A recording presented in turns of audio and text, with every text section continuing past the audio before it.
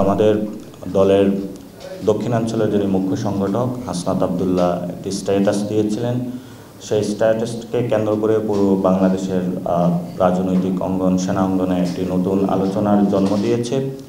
সেই জায়গা থেকে যে বিষয়টি আমরা স্পষ্টত করতে চাই সেটা হলো বিভিন্ন জায়গাতে বিভিন্ন পলিটিক্যাল পার্টি হোক অথবা বিভিন্ন ইনস্টিটিউশন হোক, রাজনীতিবিদদের মিটিং হয়ে থাকে, কিন্তু আমরা জনগণের সামনে স্পষ্ট ছিলাম। সেই বিষয়গুলো কিছু কিছু জায়গায় আমরা স্পষ্টত করার চেষ্টা করেছি, কিন্তু যখন পার্টি গঠন হয়েছে সেই জায়গায় আমি বলেছি যে সব মিটিং অথবা জনগণের সামনে যখন বলবে সেখানে যার অপর পক্ষ রয়েছে তারও একটি কনসেন্টের বিষয় থাকে। সেই জায়গা থেকে আমি শিষ্টাচার বহির্ভূত বলেছি এবং আমাদের দলের যে ইমেজ সংকট বা যে প্রসঙ্গটি আপনি অবতারণা করেছিলেন, আমি সেক্ষেত্রে ঐক্যমত পোষণ করি না। আমি মনে করি এখানে মানুষের এক্সপেকটেশন রয়েছে, সেই জায়গা থেকে তারা পরামর্শ দিয়ে থাকে এবং আমরা দ্রুত গতিতেই এই কয়েকটি বিষয় নিয়ে আপনাদের সামনে উপস্থিত হব এবং দলীয় প্রেস রিলিজের মধ্যে আমরা সেগুলো স্পষ্ট করে জনগণের সামনে ব্যক্ত করব।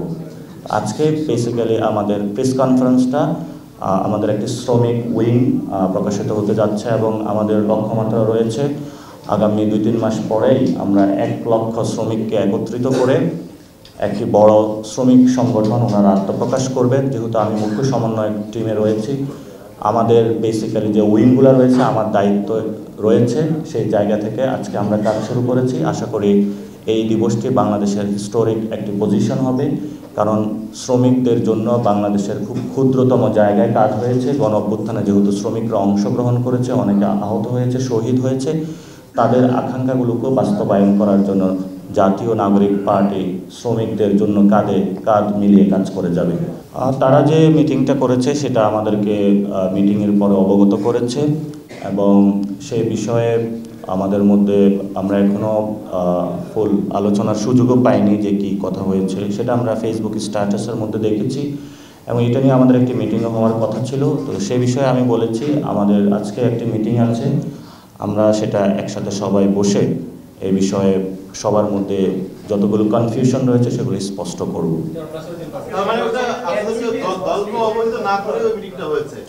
না, এই বিষয়টা আমাদের দলীয় জায়গা থেকে কিছু মানুষ অবগত ছিলেন, কিন্তু সবার মধ্যে দলের ওই জায়গাতে যে কথাগুলো হয়েছে সবগুলো ডিসক্লোজ করা হয়নি। আমরা বলেছিলাম যে আমরা একসাথে মিটিং করব, মিটিংয়ে সবগুলো বিষয় পর্যালোচনা হবে, কি কি কথা হয়েছিল এবং সেটা কেন বসেছিল সেই বিষয়ে কিন্তু হাসনাত আব্দুল্লাহ এই বিষয়ে তার পূর্বে স্পষ্টত বক্তব্য দিয়েছেন যে কিভাবে মিটিংটি হয়েছিল, কি কথা হয়েছিল। একটা বিষয় হচ্ছে যে পার্টির সূচনা হয়েছে এখন 1 মাস হয়, আমরা দেখতে পাচ্ছি যে আপনাদের রাজনীতিতে এক ধরনের ফেসবুক স্ট্যাটাসের মধ্যে সীমাবদ্ধ হয়ে যাচ্ছে কিনা, কারণ এক একটা সময় এক একজন নেতা এক এক ধরনের বক্তব্য তুলে ধরছেন, তার প্রভাবটা পার্টির উপর পড়ছে। আরেকটা বিষয় হচ্ছে ক্যান্টনমেন্টের সাথে আপনাদের একটা দূরত্ব তৈরি হতে পারে, কারণ ইতিমধ্যে এটা সারা দেশে একটা প্রভাব ফেলেছে।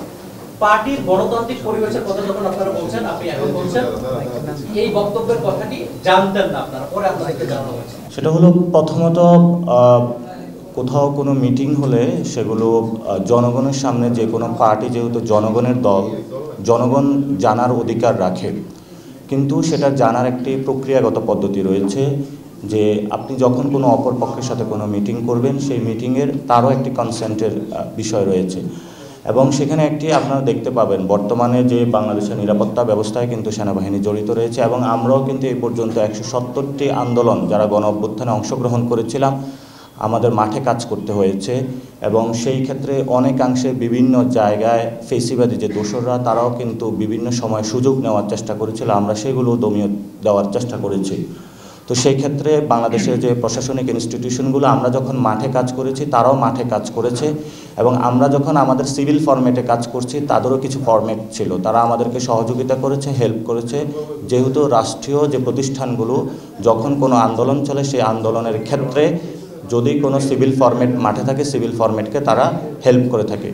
ওই জায়গা থেকে আমাদের বিভিন্ন জায়গায় যাতায়াত ছিল, যোগাযোগ ছিল এবং মানুষের কাছে এটা সুস্পষ্টত এবং প্রত্যেকটি রাজনৈতিক দলের সাথে সব জায়গায় যোগাযোগ থাকে, নট অনলি যা রাজনৈতিক দল, সিভিল সোসাইটি থেকে শুরু করে মিডিয়া কর্মী সবার সাথেই এই বিষয়টাতে তাদের যোগাযোগ থাকে। কিন্তু গত যে স্ট্যাটাসটি কেন্দ্র করে হয়েছে সেটা আমি ইতিপূর্বেই বলেছি যে আমরা আজকে বসার পরে আমরা একটা দলীয় প্রেস রিলিজের মধ্যে সুন্দর করে কি হয়েছিল, যা যা জানার আছে দেশবাসীকে আমরা এটা স্পষ্ট করবো সবার সামনে।